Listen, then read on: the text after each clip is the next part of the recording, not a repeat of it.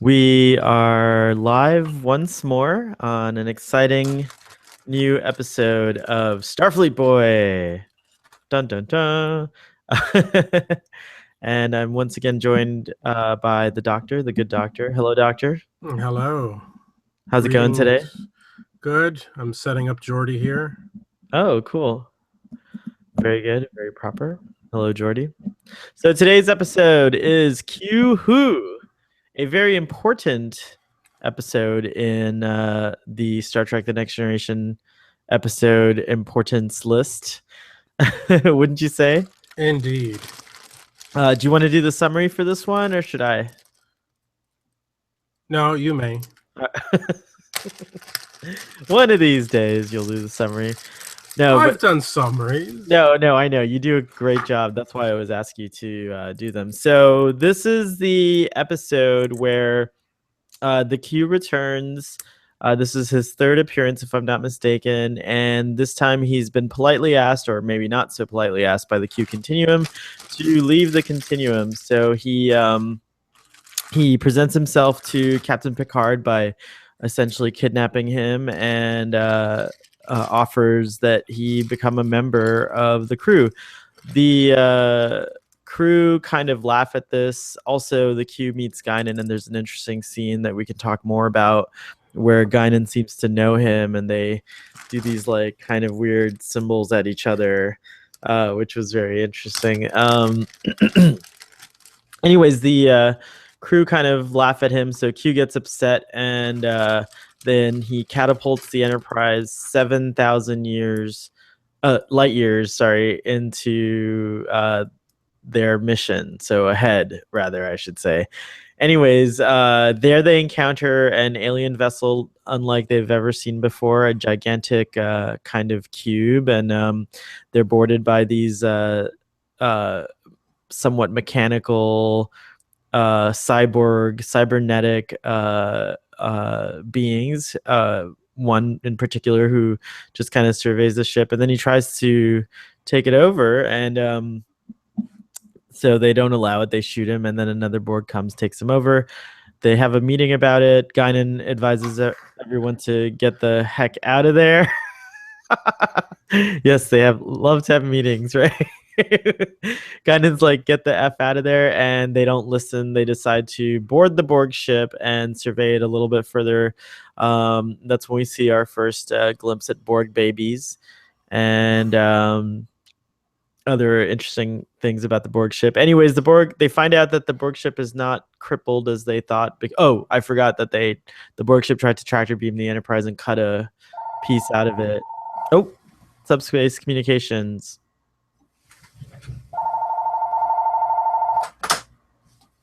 Thank you. Anyways, when they realize the ship is essentially healing itself, they get out of Dodge, but are pursued by the Borg ship, and unfortunately, it's going to overtake them. Clearly, it's superior, and that's when Q comes back and sort of he's like, "Well, what do you guys want to do now?" And Picard flat out says, "I need you. Get me the F out of here." And so the Q catapults them back 7,000 light years to where they once were, and Guinan and Captain Picard play chess and discuss the possibility of a Borg return. That's the summary. Yes, that is the summary. I have to say that this was a creepy episode when I first saw it. I remember being like pretty freaked out by the Borg, and I remember there was a lot of tension, and I kind of feel like I went through some. Obviously, I knew what was happening this time, but I kind of felt like I was going through the same kind of thing again. It was really good. What did you think? I love it. I love this episode. I think it's one of the best Q episodes, although Q's not really in it all that much. It's kind of in the bookends and sprinkled throughout. Well, he always kind of magically appears to whisper Right. sweet some things into your ear. Yeah, but right from the get-go, the episode I thought was excellent, including introducing I mean, I don't know if she. I don't know if that engineering crewman Oh, returned. Sonia. Sonia. Sonia This is is Sonia's first episode. She's definitely in the next one, the Samaritan Snare, and okay.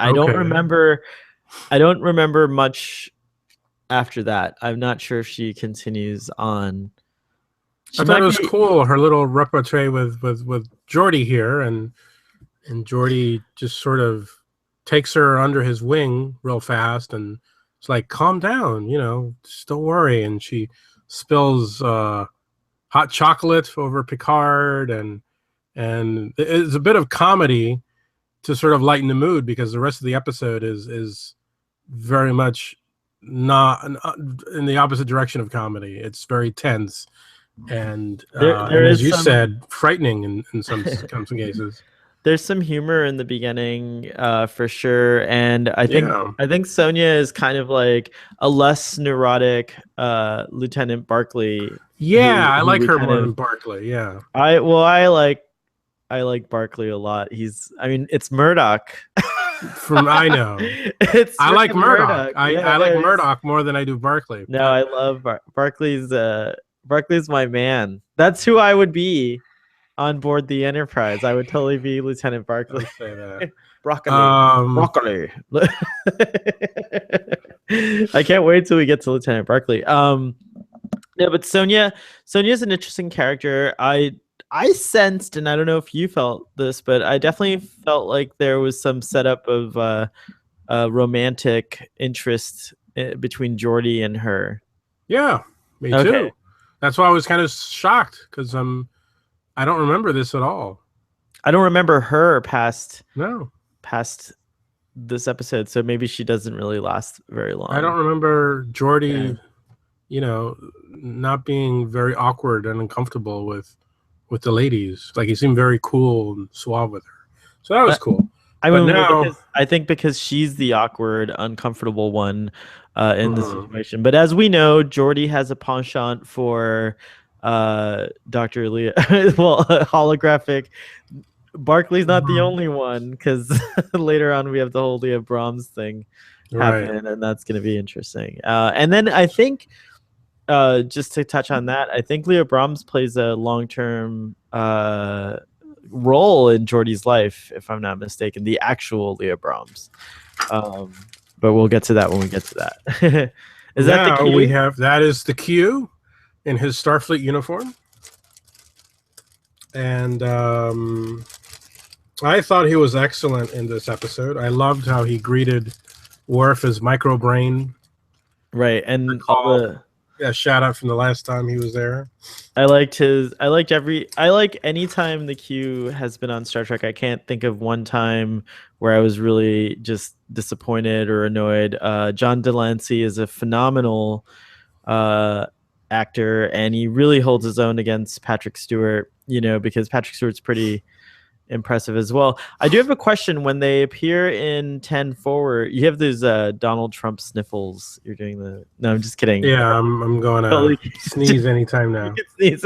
And I'm just kidding. I apologize for that reference. That's all right. That's all right.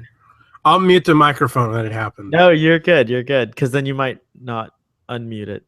Starfleet Boy, we're casual and informal. There's no protocol for this kind of thing. It's fine. So But you're saying about the Q. yeah, and the character also holds his own against every single member of the crew. I do have a question. When they appear in 10 Forward, Guinan, at first 10 Forward looks empty, and then Guinan appears from under the bar. Is that where she lives? Is that where she hangs out? Like, what was that all about? No. That's She awesome. remember she sensed But the I'm Q's talking about presence. in that scene, Picard and Q appear at 10. Right, It's right. empty. When It's first of all, empty. it wasn't empty a little while ago. It was filled with people, like not Yeah, 10 but minutes ago. I think once the captain went missing, they've gone to some Oh, sort of yellow alert. good job. So of Okay, course you're not hanging out in 10 forward during yellow but alert. then the scene is shot like as if, okay, so you have the bar, right? Right. And then Guinan comes out from under it and Yes, appears suddenly. And what's the deal with that? Like, why was because she she saw under? them appear. So she hid under the bar so that Q wouldn't see her. Oh, gotcha. And Okay. then when they look in her direction, she's like, "Ta-da! It's me." Here, And do that. Do she that. does a little hand thing. Here, hold on. Ta-da! All right, I'll accept that. It was a little Yeah. awkward, but I think you've helped me make sense of that scene. Anyways, she does her little defense against the dark arts kind of magical finger things, and Q does Does his. Guinan have powers? I wonder. Well, first of all, Q claims to have not seen her in 200 years, Yeah. so we do know her species, the Elorians, which we don't find out till the movies, is long lived, and we do find out in this episode that they were attacked by the Borg. And this episode, I guess, is the genesis for a lot of the concepts that we'll have. What are you doing? They're fighting. See, they It have looks their like hands up. they look like they're doing a dance or like capoeira or something like that. All right. Any, anyways, you know, we meet other Elorians, and it's pretty integral in the story and plot of Star Trek Generations. He calls her an imp. Well, yeah, so she must have some kind of there must be something going on, either having to do with special powers, or maybe just her species is somehow immune to the Q's abilities, or perhaps perhaps something about the Nexus makes her an anomaly or odd. You know, like she lives in both the Nexus, and as we know, she's both in the Nexus and out of the Nexus. So, Right, as maybe she is right now, because I mean at the time of the episode, because right, obviously because we know that the yeah, all of events, right. took place in Enterprise B era. So Um so let me just cut to the chase. Is Guinan a Time Lord? I would say, do you think the Elorians, do you think she was just pretending to be an Elorian, that she's actually a Time Lord? Dun dun dun dun dun. What's that? Is that Tom Baker? Yes, it is. Nice. The Fourth Doctor makes an appearance. She could be a Time Lord. Time Lady. I'm You think down. the Elorians are another name for Time Lords?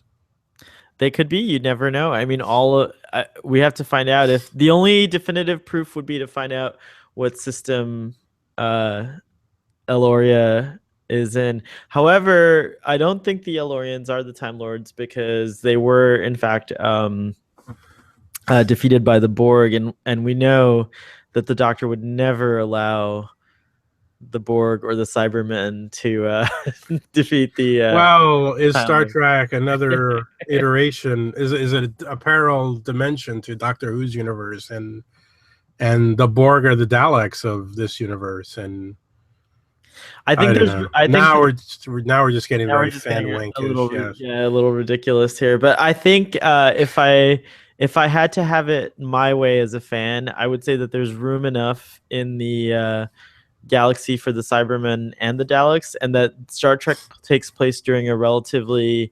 low activity point for the Daleks and the Cybermen, and so that's why we never encounter them. What kind of fills the void in this period are the Borg, and so on and so forth. So, or maybe the Star Trek era is like a kind of an off limits time.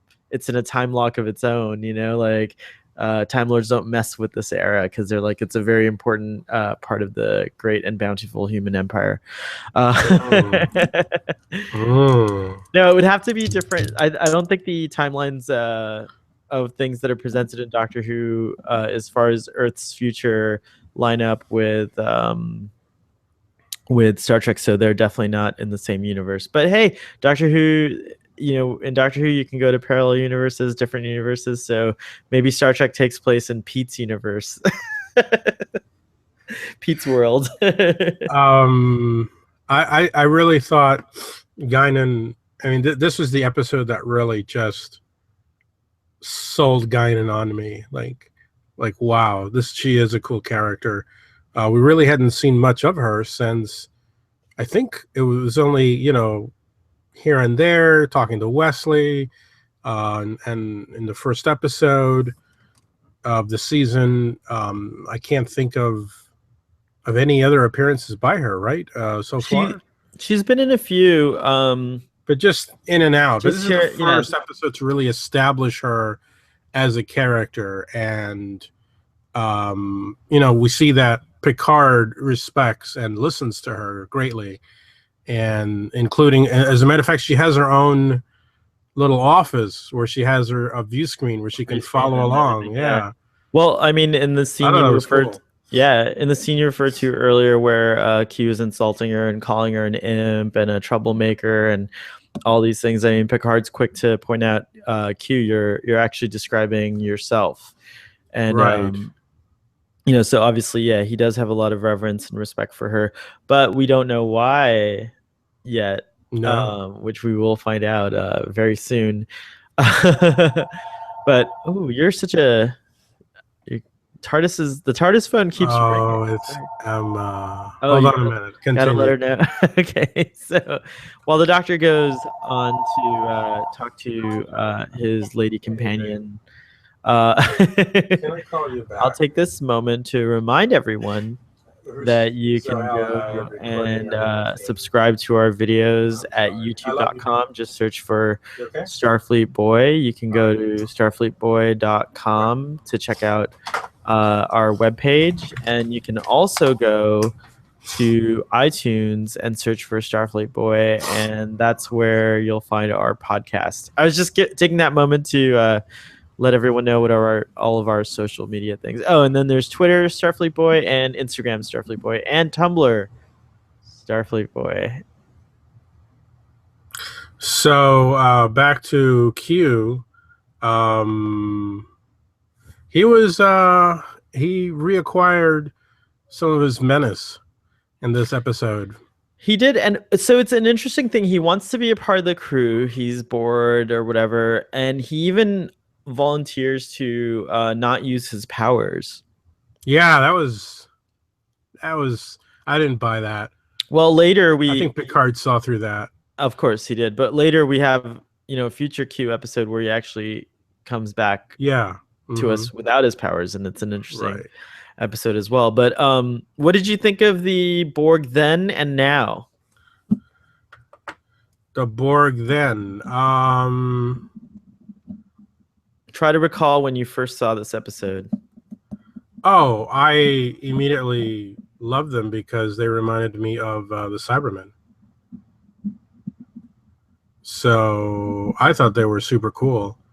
I never dreamed that they would become the lead villains of Star Trek, Next Generation. I missed the mention about the planet that Data scans at one point.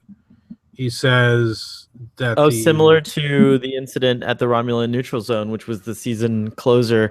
And you had mentioned, I think you mentioned when we were having that episode discussion, that the Borg were supposed to be introduced in that episode originally, if I'm not mistaken.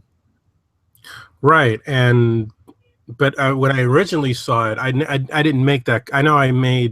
I realized that connection later on repeat viewings, but the line is there, and they make an explicit connection to the Borg having already. I mean, the Borg have essentially already encroached on Federation space. Well, so what happened there? 7,000 light years. That's 2 years of travel time, right? And Q's contention is like, oh, this is what's waiting for you out here. So was the neutral zone incident? Let's talk about that for a moment. What exactly was happening there? Were the Borg attacking these outposts and the Romulans defeated them? Because we have no mention of the cube or sightings of what actually was doing it.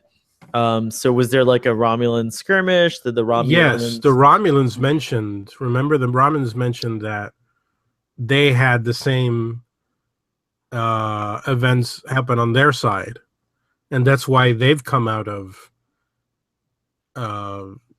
sleep, let's say, dormancy, to approach the Federation along the neutral zone, because they've seen these attacks on their border, and likewise the Federation. So the Borg has essentially rekindled, Romulan Federation Hostilities. In a Cold way, War like hostilities. Yeah. but what I'm wondering is, from a Borg perspective, like they must have sent out a long range scout ship. Did it get destroyed before it could communicate with the Borg? And we have another instance of that. Don't we have Borg that are frozen in the ice caps on Enterprise? Like, so it's just It becomes very timey-wimey in that sense, because you do have Borg on the Earth already, which were awakened in Enterprise, and they found their way there because of the events of First Contact. Right. Okay. So it is very, to borrow a phrase from Doctor Who, very timey-wimey, the contact between the Borg and the Federation. Oh, look at you there with your multiple Borg. Oh yeah, You have a little. I've got many Borg. Oh yeah, Borg collective going on over there. Yes, I have a whole Borg collective, and I do. Yes. We all know. Well, not we all, but what my favorite Borg episode's going to be. Oh, that's coming up. Yes. I assume you're talking about the Best of Both Worlds. Well, there's another one that I really love. I'm only acknowledging the Best of Both Worlds. Oh, you mean the Best of Both Worlds Part 2? Of course, yes. But this is an excellent introduction to the Borg. I thought, when they come aboard the Enterprise and they just sort of ignore everything, and it's creepy, it's unsettling. And then when they find the babies, oh, very creepy. Yeah, and it makes you wonder. The one scene where Data says, like, we didn't register any life forms aboard. Well, they're kind of zombies, right? Like the actual the actual biological parts are just in service of the mechanical parts. They're not really the person that once inhabited that body is not real. In this episode, the implication was that they birth babies and also create crew members this way, but their fastest way of creating Borg is to actually assimilate whole populations of beings. And there's a great novel that I think everyone should read called Vendetta, which goes into detail about the Borg and their ways, and shed some light on some of the Borg stories that we all wondered about. Anyways, when I first saw the Borg in this episode, the first time, I remember, all those kinds of like, ooh, interesting, creepy, weird, but I didn't know if these were a one-off, or if they were going to come back again, even though there's that blatant foreshadowing at the end of the episode with Guinan and Picard talking about the fact that they are aware of the Federation now, and they're aware of humans, and so they're probably going to be back. But you know what? I didn't believe it, because in the episode with the little worm creatures that go inside you, from the episode Conspiracy, we never saw them again. So I was sort of like, oh, they're setting it up, but they're not really going to follow up on it. Yeah, which is like something you kind of get from because it's the same ending. TV shows, yeah. It's like it's a similar ending. They're out there and they're coming. Well, we never saw the worm creatures, and now we see the Borg. They're more like little crabs, right? Or little like crabs. You're right. Yeah, I don't know what they are. They're like kind of the little thing that sticks out as like a little worm. So I think of them as probably related to the creatures on SETI Alpha. SETI Alpha 6 or 5. This is SETI Alpha 5. So other than that, there's no real B plot I mean, in this Which is episode. great. Which is great. I love that. It's the whole focus of the episode is the Borg. I liked the pacing of it. I'd forgotten the scene where the Borg carve out looks like 3 levels out of the saucer Yeah, section. start to pull it out with the tractor beam. Yep. What was that about? They've never done that again. I thought that was I guess, They were they use that. sampling the ship? Yeah, they use the cutter beam again later, but Do they? yeah, I think as a matter of Remember fact, I think that? it might be at Wolf 359. But yeah, it's fascinating. They actually like sliced out a Yeah, and they just little section, and they're just gonna pull it out and examine it. Yeah, I would imagine that the Borg, I think Guinan says in that one scene, they see you. It's similar to the V'ger thing. They see you more as like an infestation. They're more interested in the Enterprise and what technology the Enterprise can yield to enhance their own technology. what do you think about all this? There's various fan theories that connect V'ger to the Borg. What do you think? There's actually a book that directly references the Borg as having been an earlier form of the Borg, having been the race that engineers V'ger. This is in the book Probe. If that's the case, I just think it's kind of sad what happened to them, because the beings that kind of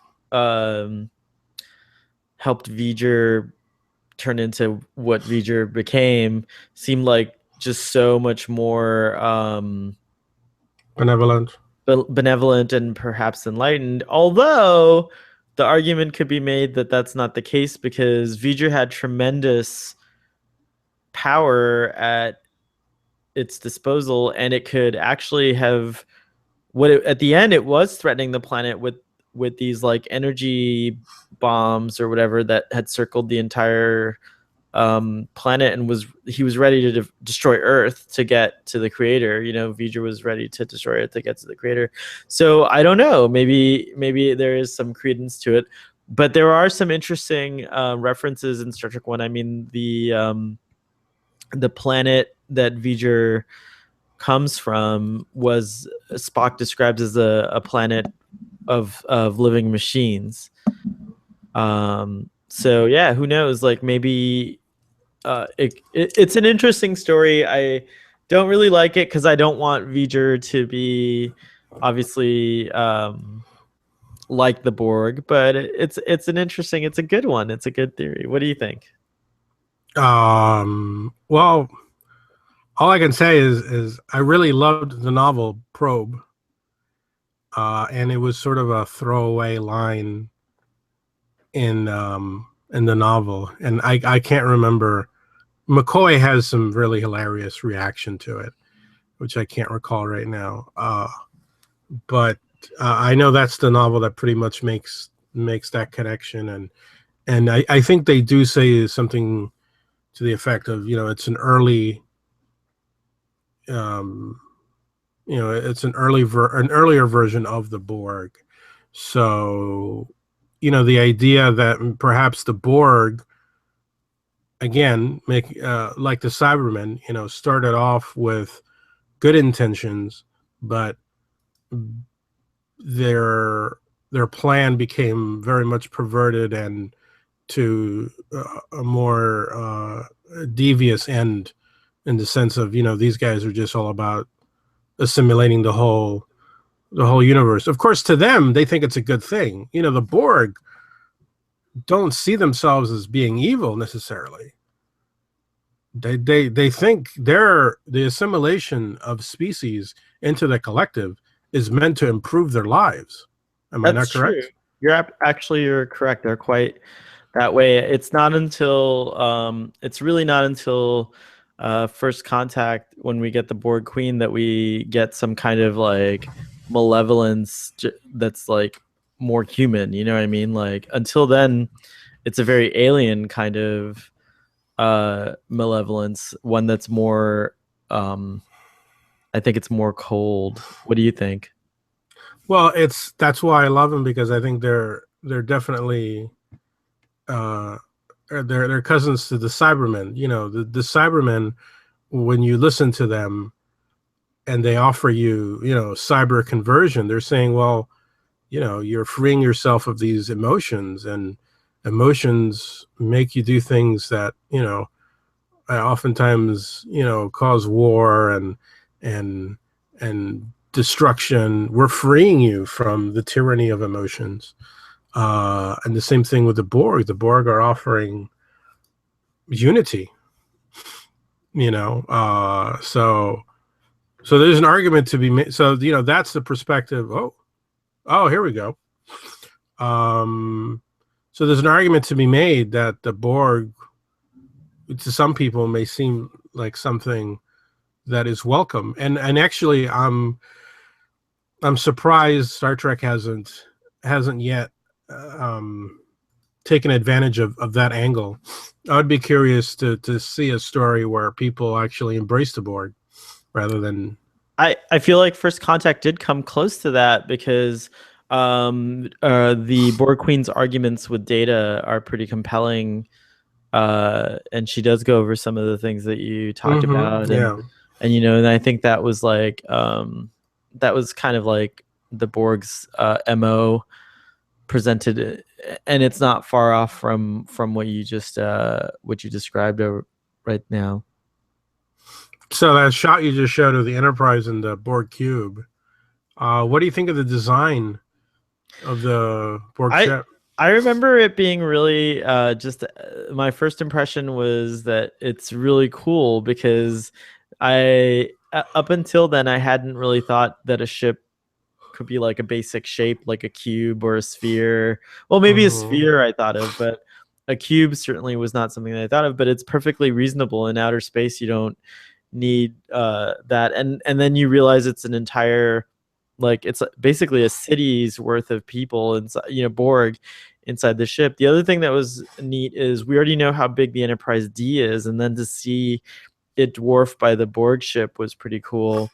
Yeah, I remember really enjoying the concept of a ship that can heal itself, and then it just, like, you know, again, it like raised the level of anxiety and danger, because I was like, oh my gosh, like this technology that they have is so much more superior than to what you know, the Enterprise has right now. And, like, you know, when they were running, I was like really kind of tense, like I thought there was going to be you know, more of a showdown or something like that. So Worf looked very happy to be firing his photon torpedoes.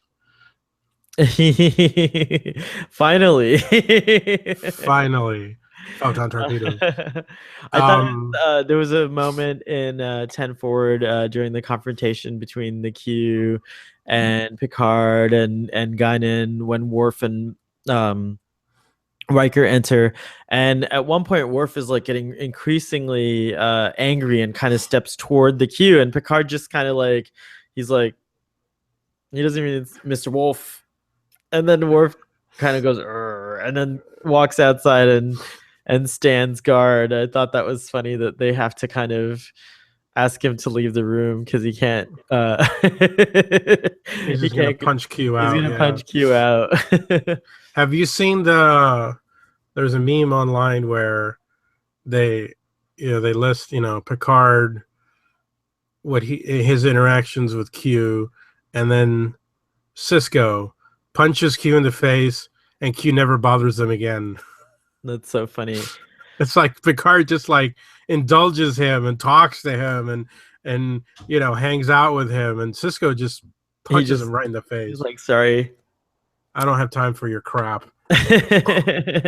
What about so as far as I can remember, the Borg don't ever appear on DS9, is that correct? No, and the first novel of Deep Space Nine, written by the great Peter David, who I believe wrote Vendetta, did he not? Mm-hmm. He's pretty much, can we say he's the premier Star Trek novelist of our time? I think we can say that. I think we can say that.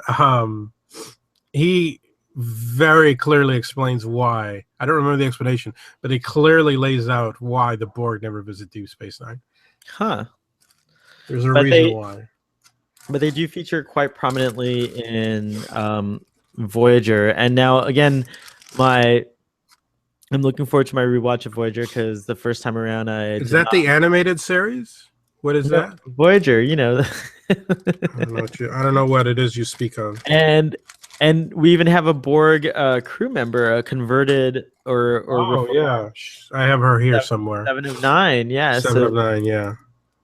the Borg and Voyager, I think the Borg really get fleshed out in Voyager. So I'm kind of looking forward to that when we rewatch or when I rewatch Voyager because I'm not sure you'll come along the ride for the ride. No, not at all. Are you getting 7 of 9? You want me to? No, you don't have to.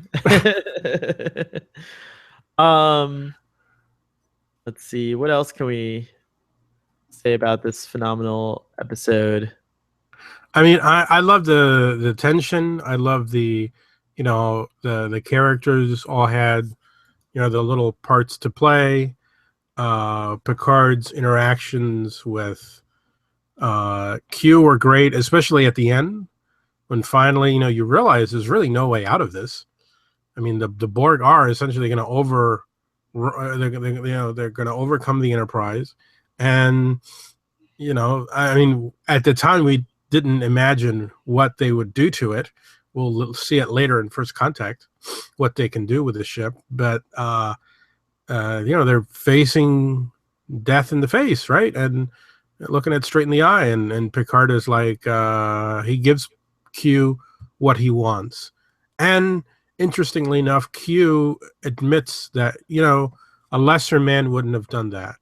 A lesser man would have died before he'd asked for help, and Q gives him an acknowledgement of that, and I really like the line where Picard goes, I see what you were trying to do here, but we didn't need to learn the lesson at the cost of 18 lives. Yeah. And then Q shoots back right away, if you can't stand a bloody nose, then what the hell are you doing out here? Interesting that And Q looks at the loss of 18 lives as a bloody nose, but right. it's true because had they let's just say they had encountered the Borg on their own without Q's intervention, the Enterprise surely would have fallen at that point. Yeah, that's true. That's a very, very good point. I did think that, especially in light of what we will see the Borg do in later episodes and even the movie, I'm quite surprised that Guinan's reaction is so muted. I mean, she does tell them get out, but she's very passive about it. She's much more animated about Q being there than she is the Borg being right outside. She was really calm about it, and in the conference room scene, very nonchalant. She was nonchalant, and she even smiled at one point when she's like, "Yeah, they're gonna just destroy all." She's just like, it's true. It is a little strange. Well, it's funny because in that same novel, Vendetta, Guinan obviously plays a role in that book, and what is the plot? Could you explain the plot of Vendetta? Basically, do you remember that Star Trek the original series episode, the Doomsday Machine? Yeah. Explain the plot while I blow my nose. Okay. The Doomsday Machine was created by a race. Whoa. Oh yeah. Poor doctor. I started trying to explain the plot, but your nose blowing was like a little concerning. No, just kidding. Anyways, the Doomsday Machine from the original series was created by a race known as the Preservers, and they created these Doomsday Machines actually to fight the Borg. And so there's another one apparently that's headed toward Earth, if I'm not mistaken, in the novel. It's been quite a few years since I read it, and there's this a character that has some kind of mental link with it or something like that, and her name is Troy. No, her name's Rhiannon Bonaventure, and she might be the same species as Guinan, if I'm not mistaken. She might be an Elorian, but I can't really remember. Let's read the official plot summary for Star Trek Vendetta, shall we? And that will give us that'll give us all we need to know. Let's see if you can buy it here. So this should give me a little. Okay. The Borg, half organic being and half machine, they are the most feared race in the known galaxy. In their relentless quest for technological perfection, they've destroyed entire star systems, enslaved countless peoples, and in a single brutal attack, decimated Starfleet's mightiest vessels. Only a final desperate gambit by Captain Picard and the USS Enterprise crew stopped the Borg from conquering the entire Federation, and now they have returned. In the best-selling tradition of metamorphosis in the lost years, here's the newest Star Trek novel. Well, it's not new anymore. Answering a distress call from a planet under attack by the Borg, the USS Enterprise crew meets Dalcara, the lone survival of an alien race the Borg obliterated. Blinded by hatred, Dalcara seeks the ultimate revenge, the complete destruction of her race's executioners. But the USS Enterprise crew learns that Dalcara's vengeance carries a terrible price. For once unleashed, the destructive force she commands will annihilate not only the Borg, but countless innocents as well. So yeah, she goes to the edge of the galaxy and finds one of these planet killer machines that the preservers created. I remember now. And she's on her way, I guess, to the Borg homeworld or somewhere. So do you see the Borg homeworld? I don't remember. I can't remember, but I do remember the planet killer machine. I remember references to V'ger now that I'm thinking about it. Oh, okay. In the novel, and it might have been more that so the preservers were these like, kind of like, it's hinted that they might also be the same beings that seeded the galaxy with humanoid life forms, like in that one episode of The Next Generation where they're on this pursuit for genetic, that genetic mystery episode where the Romulans, the Cardassians, and the Federation all discover that they're basically descendant from these like preservers or whatever. But yeah, I'd love to reread Vendetta now. What it's funny, the cover for Vendetta, I'm gonna pull it up for you. It says The Giant Novel on it. It was a giant novel. I remember that. It was huge. It was in hardcover, right? I think it was the first Next Generation novel in hardcover, wasn't it? Oh, it might have been, but I didn't read the hardcover. No, neither did I. Version. I definitely read it on trade paperback. Did I read yours? You might have. Did you lend me yours, and then that's how I read it? It's quite possible because I was really a big fan of that novel, and I was definitely telling you to read it. And you're not a huge fan of the novels. I try to stay away from the expanded universes of both Star Trek right. and Star Wars just because it's such a commitment. It has nothing to do with the quality of the work or the validity or even at one point I did make a statement that nothing but the TV series and the movies are canon.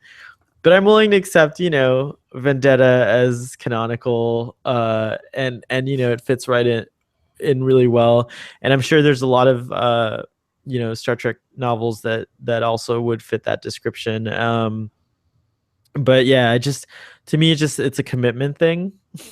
It just feels like. But I read a couple of, for example, I read Gambit. I think I read that one. That's an original series one. I've read a lot of graphic novels and comic books. For me, I feel like I can digest those a little easier, and they don't require too much of a time commitment. So that's where I stand on that. Well, folks, let me just say that for Starfleet Boy to recommend a novel, a Star Trek novel, it's indeed high praise. So yeah, definitely read Star Trek Vendetta. But I actually rely on you because you've read a lot of the books, haven't you? Yeah, I have. I enjoy them, especially the Peter David ones. But yeah, I used to review them on the Malt Shop. On the Milky Malt Shop. On the Milky Malt Shop, a long time ago. For a plug. Yeah. Speaking of plugging, we need to plug that in. We'll talk about that offline. Yeah, well, she was working on it yesterday. She has formatted your story. Oh, wonderful, She wonderful. formatted it yesterday. Our editor in chief. That's awesome. Yes. Back to the episode. Let me read now from our favorite, Oh, the companion, very good. the Bible here at our show here. We should look up if Larry Nemesek is still alive. I would love to have this guy on the show. You We read, I'll quote look up. we quote from his book all the time. I think it's name a sec. Nemesek. Okay. Yeah, the Borg were originally envisioned as a season opening threat, but it was delayed, long delayed. The new cybernetic race was meant to provide the hardcore danger that the Ferengi couldn't deliver. If somebody is interested in gold, they're not much of an adversary, Hurley said. That would be Maurice Hurley. Hurley said of the greedy little race, "We can make gold in our replicator." So that's a good point. I mean, how villainous can the Ferengi be if we can just give them all the gold they want with a replicator? Well, yeah, but they want latinum, which apparently can't be replicated, and it's gold pressed. I think. Although the Borg began as a race of insects, a concept dropped for budget reasons, their relentless mentality survived. Guinan was not present at the time, but we learn it was the Borg who scattered and virtually killed off her people a century earlier, an event that drives the plot of the first Next Generation movie, Generations, and leaves perhaps her only prejudice. Oh yeah, that's right. She does have a prejudice against the Borg. Right. That's right. In this episode, Guinan also engages in a defiant barb trading standoff with Q that will come back to hunt him later in Deja Q. Also, Guinan's office is seen for the first time and only time in the Next Generation history. Some of the outfits of the Borg came from the makers of the steel suits of Dune and Batman. The Fremen. Yes. The Fremen became the Borg. The sleeper will awaken. So do you mean the still suits were reused as Borg outfits or just inspired by them? What's the line again? Some of the suits came from the makers of the steel suits for Dune and Batman. Okay, gotcha. Okay. The show went over budget by around $50,000. So a planned day of live shooting was dropped. And for a time, according to Rob Bowman, we didn't know day to day if we were making a stinker or a winner. They definitely made a winner. Oh yeah, for sure. Making his debut as a stuntman extra as the baby Borg was Sam Klotman, the son of Carl Eisner, David Livingston's secretary. Okay. Larry Nemesek is very much alive. Thank goodness, because he sounds like someone who really loves and cares about Trek and knows a lot about its history. He is known as the universe's renowned Star Trek authority, which is pretty cool. I concur. And on his website, Larry Nemesek.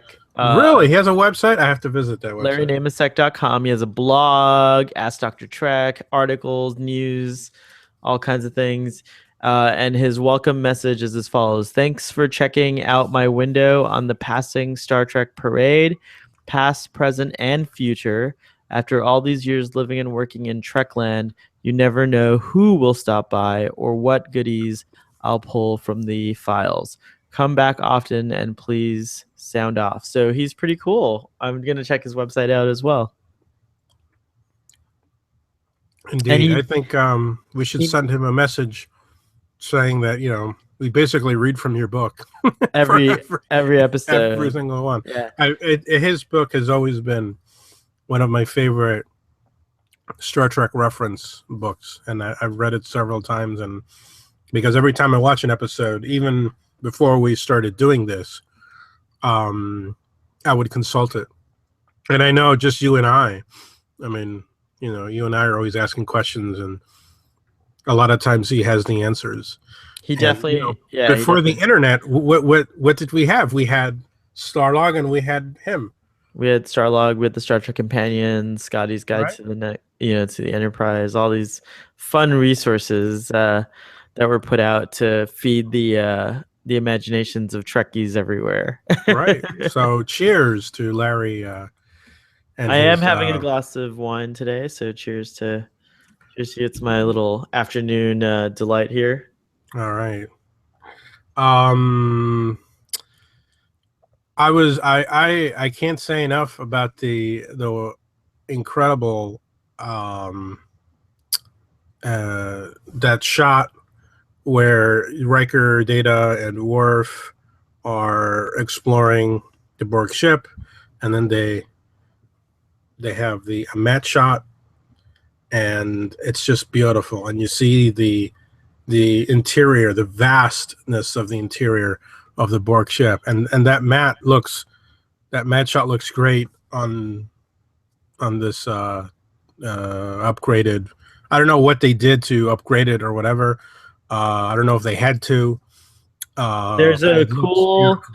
there's a really cool YouTube presentation, which you can look it up by typing in remastered and the name of the episode, and Mhm. it'll actually show you a comparison of the old, Really? the original episode, and what most of the remastering is color correction and tone correction. Like maybe the original tapes had or film were too red or too green, and so they balance the colors out to make them like more Natural. natural, I guess. Yeah.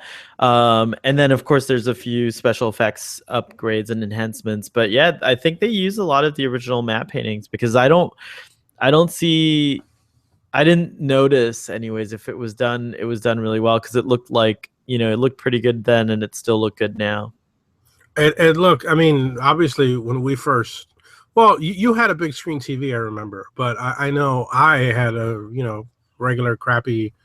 I mean, I don't even know if I had a 40-inch screen at the time, but uh, to see it now on the TV I have with the clarity is just phenomenal. And to think, none of us really could appreciate. Very few of us could appreciate the work, the amazing work that these special effects artists put into these shots, and I just remember just marveling at that matte shot back then, but to see it now and all the details and how Riker and Data and Worf are still moving as you back away, and Yeah. it was fabulous. And I remember that on my earlier TV, the TV I saw it originally, I knew that there's a light there, there's a light source, but I couldn't see what is that light.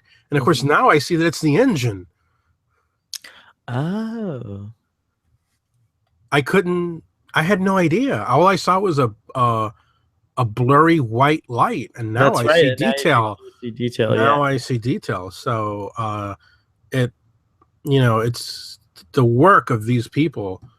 The work that they put into this episode continues to pay off.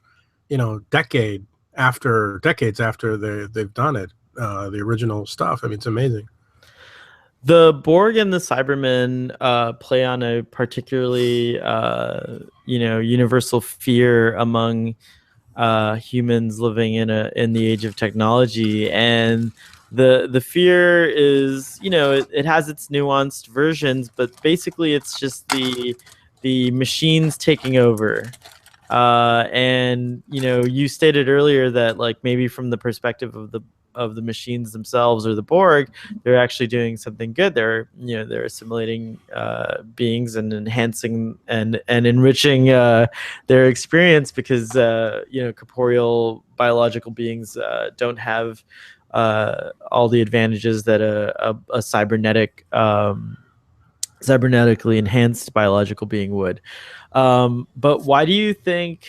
What? How old is the sphere? And when did it come about, and what are your thoughts on it? Like, would you accept by mechanical enhancement? Like, let's say, would you would you be into having a device plugged into your brain that gave you instant access to all knowledge, for example, and allow you to connect to that knowledge instantaneously, or would you be reluctant to do something like that, and why? I would be reluctant. I mean, I guess it's in my personality. I don't need to have everything at my fingertips at every moment of the day. I mean, I'll show everybody my phone. This is my phone. I don't have a smartphone because I don't need to have I don't need to have a computer with me that's going to be bugging me, with texts and emails at all times of the day. I don't need to play word chums wherever I go. My computer's a desktop, and when I need to use it, I sit down at the desk, and when I walk away from it, I'm not using a computer. I like my things compartmentalized. This thing goes here, that thing goes there. So I would think that anything that would bring technology to me at all times, whether it be the Google glasses or I don't know, bionic implants in the eyes or something, I think I would pass. I think the only exception I would make would be obviously something that would prolong life naturally, like a natural like I don't want to extend my life. I just want to give a natural length of life, I guess is what I should say. And if I need a heart, a heart pacer or something like that, that'd be fine. Or if I lost an arm, God forbid, I wouldn't be opposed to a cybernetic arm. But yeah, I'm not really interested in the gift of the Cybermen. Interestingly enough, the first instance of perhaps cybernetic beings in fiction would be according to Wikipedia, Edgar Allan Poe's story, The Man That Was Used Up. The narrator visits a heroic general at his home Oh, and yeah. discovers that most of his body has been destroyed in a war and replaced by a collection of prostheses, Yeah. so that his body must be assembled piece by piece. That's interesting. Then you have The Ablest Man in the World in 1879. And then, of course, you have The Tin Woodsman in the Oz books, Machine Man. And let's see. I guess the first I can remember reading about was Bicentennial Man. I think for me, for me, it was the Cybermen. As I watched Doctor Who as early as I watched Sesame Street. So, but then there was also the $6 Million Man. Oh, that's right. The great Steve Austin.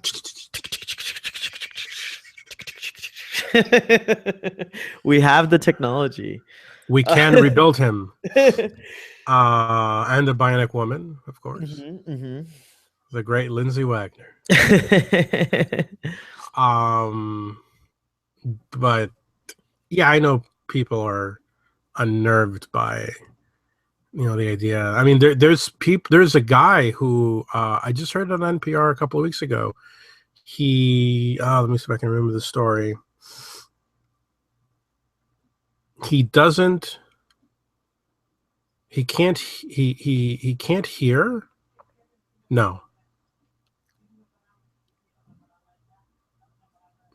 He went blind, okay, and he has a device that allows him. It's permanently on him, okay, and it allows him to hear.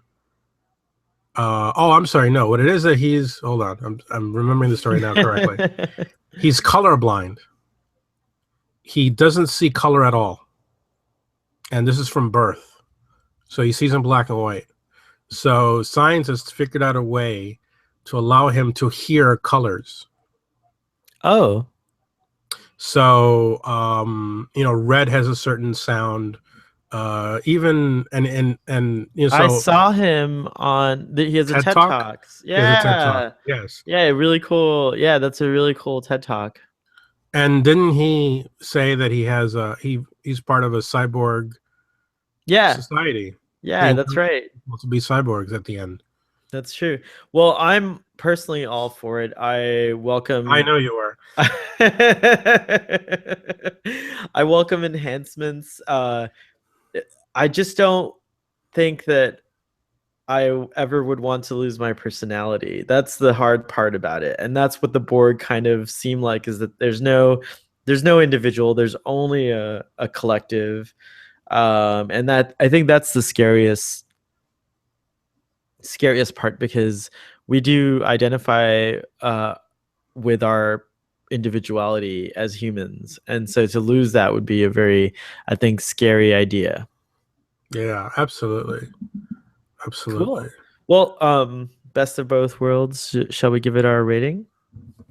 Oh, this is a 9. Ooh. This is a 9.5 perhaps. I'll join if you're giving it a 9.5, I'm going to go ahead and join you with a 9.5 then. Excellent. Excellent. Woohoo. Well, thank you, Doctor. Do you have any more thoughts on the episode before we go? No, I mean, I feel like My badge keeps I've sticking to spent I feel like I've spent a lot of time saying this episode is great, but I haven't really articulated well why I love it so much. But I just love this introduction of the Borg. There's not a Um, whole lot that happens. I mean, it's kind of like, it's one of those episodes that is really good because on its own it would have been great just as it is, but because of everything that happens now, on second, third, fourth, and fifth viewings, you really appreciate the episode a lot more, because it is um the genesis of a very interesting Star Trek storyline. And just when you think like, what can Star Trek do to kind of be fresh and new, I think it makes a lot of sense. One thing that I don't think we discussed is like the Borg, and maybe in a different way than the Cybermen, because of the kind of intricacies of their operations, are a response to the internet and cyber world. And like, it's around this time where the discussions started happening about connectivity and being connected to the whole world's connected. And look at where we are, like 20 years later. It's very hard to the internet is something that everyone understands.